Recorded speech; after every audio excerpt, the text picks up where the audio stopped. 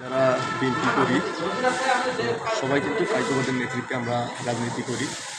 তো দেখা গেছে বর্তমানে কাইকোবাদ দাদাভাই নাই, যার যেখানে রাজনীতি প্রশংসায় সে এই গ্রুপ সে ওই গ্রুপ কথা বলতেছে। আসলে এখানে মূলত কোনো গ্রুপ নাই বা কোনো দাদার কোনো নির্দেশও নাই যে এখানে গ্রুপভাবে রাজনীতি করার জন্য।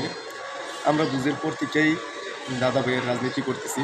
যখন দাদাভাই রাজনীতি মাঠে আমাদের হাজি দিস ভাই ওনার রাজনীতি করতো, তৎকালীন সময় থেকে আমরা রাজনীতি করতেছি।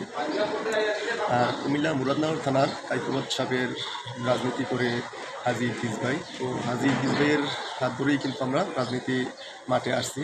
তো এখন পর্যন্ত কিন্তু আমরা যে রাজনীতির যেই পোস্ট কিন্তু আমাদের একটাই, যে আমরা হাজি দিসের পাই। কোনো কমিটিতে বা কোনো পদে কিন্তু আমরা যাওয়ার চিন্তা ভাবনাও করি না এবং যাইও না। কিসের জন্যে? আমরা চিন্তা করি যে আমাদের যে রাজনীতির যে পোস্টটা আছে এটা যদি আরেকটা কর্মীদের যদি একটা দেয়, সে হোক সাধারণ হোক, ছোট নেতা হোক, গ্রামের নেতা হোক, বড় নেতা, ওর যদি একটা যদি পোস্ট দেওয়া হয় তাহলে কাইকোবাদ দাদাভাইয়ের হাতটা একটু শক্ত হলো এবং এইখানে মাঠটা তো একটা কর্মী আমাদের বেড়ে গেল। আর অনেকে বলে থাকে যে আমরা কোনো পদে আসি না, আমরা পদে ভাই আসা কী করি? আমরা তো একটা পরিচয়, আমরা হাজি দিসের ছোটো ভাই, আরে কইল কাইকোবাদের কর্মী, কাইকোবাদ সাহেবকে আমাদেরকে চিনে না। আমরা তো ওনার রাজনীতিই করতেছি, ওনার হাত ধরেই আমরা মাঠে নামছি। বুঝের পর থেকে কিন্তু এই কাইকোবাদ সাহেবের এই পার্টি করতেছি। তো এখানে কথা হইল, অনেকে বলতেছে যে পোস্ট লই না এবং পোস্টের রাজনীতি। আসলে কাইকোবাদ দাদাভাইয়ের রাজনীতিতে কোনো পোস্ট নাই।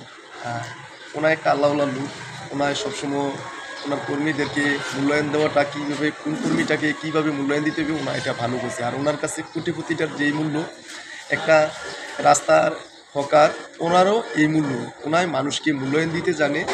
আর যারা যারা গ্রুপিংয়ের চিন্তা করতেছেন এবং এই রাস্তাঘাটে অসংসদ বা কোনো কিছু ফালতু চিন্তা ভাবনা করতেছেন, এগুলো মাথাতে জায়গা ফালাই দিলেই মোটামুটি ভালো হয়। কেননা দাদাভাইও দেশে আসার সময় হইতেছে।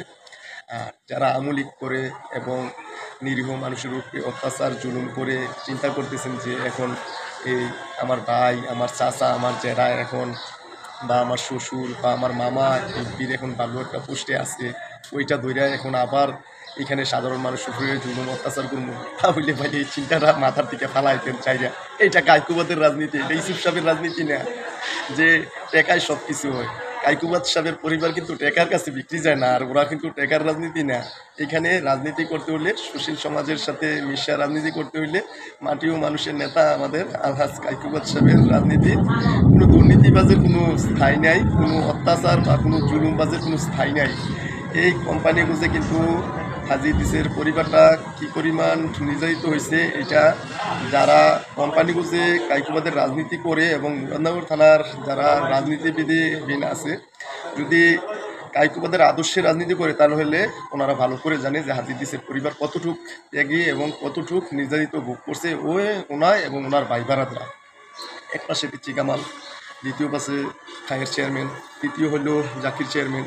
তিনজনই কিন্তু এখানে খুব প্রভাবশালী আওয়ামী লীগের চেয়ারম্যান। তো তিনজনেরই কিন্তু শিকার কিন্তু হাজির পরিবারটা এবং হাজির ভাইবারা। কেননা মুরাদনগর থানায় এইখানে বাগা রাজনীতির মাঝে কিন্তু যদি পাট্টা কোনো বিএনপির সাথে কোনো দল ধৈর্য রাখে এবং বিএনপির হইয়া মাঠে নামে, তাহলে হাজির ভাইবারাদ্রাই কিন্তু নামে। আর এইখানে নির্যাতিত হইলে একমাত্র হাজি আর হাজির ভাইয়েরাই কিন্তু হয়েছে।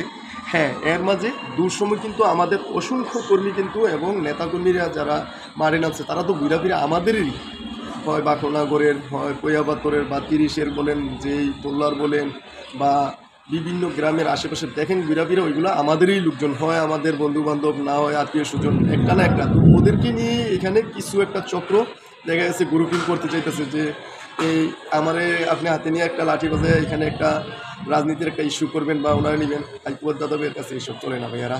তো আপনারা রাজনীতি করলে কাইকোবাদ দাদাভাইয়ের যদি রাজনীতি আপনারা করেন, তাহলে দাদাভাইয়ের উপর দিয়ে কথাবার্তা বলাটা মোটামুটি আশা করি না যে ঠিক হবে।